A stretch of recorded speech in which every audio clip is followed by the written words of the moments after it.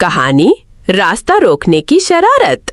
जंगल में एक दिन जोरदार बारिश हुई थी। बारिश के बाद जंगल का एक रास्ता जो नदी के किनारे से गुजरता था बहुत कीचड़ वाला हो गया था। इस रास्ते पर चलना मुश्किल था, लेकिन ये जंगल के एक हिस्से से दूसरे हिस्से तक जाने का सबसे छोटा रास्ता था। छोटू खरगोश को एक जरूरी काम के लिए जंगल के दूसरे सिरे पर जाना था। उसे एक बुजुर्ग खरगोश से मिलना था जो बीमार था। उसने सोचा कि इसी कीचड़ वाले रास्ते से चला जाए ताकि वक्त बचे। हालांकि उसे पांव गंदे करना अच्छा नहीं लगता था।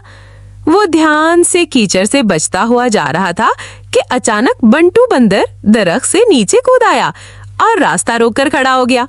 बंटू आज बहुत शरारती मूड में था। उसने अपनी लंबी दुम उठाई और कीचड़ में उछलना शुरू कर दिया। उसके उछलने से कीचड़ के छींटे दूर दूर तक उड़ने लगे। छोटू को बहुत गुस्सा आया। बंटू बंदर, ये क्या कर रहे हो? रास्ता क्यों खराब कर रहे हो? मुझे जरूरी काम से जाना है। बंटू हंसने लगा। अरे छोटू खरगोश, लगता है तुम जल्दी में हो। मुझे क्या पता था कि तुम्हारे लिए ये रास्ता इतना जरूरी है। अब तो देखो, मैंने तुम्हारा रास्ता बंद कर दिया है। बंटू ने और जोर से छलांगे लगाई और कीचड़ के बड़े बड़े छींटे उड़कर छोटू के साफ सफेद फर पर लग गए। छोटू को बहुत बुरा लगा।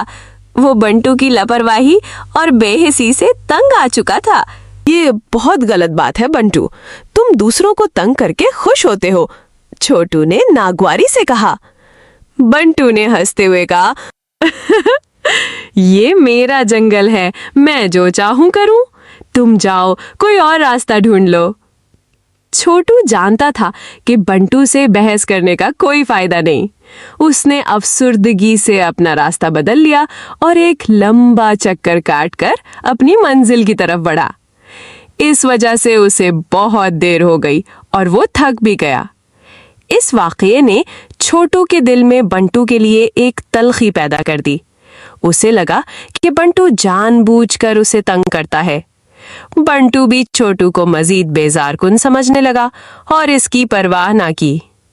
अखलाकी सबक, ये कहानी सिखाती है कि दूसरों को जानबूझकर तंग करना या उनके रास्ते में रुकावट डालना गलत है।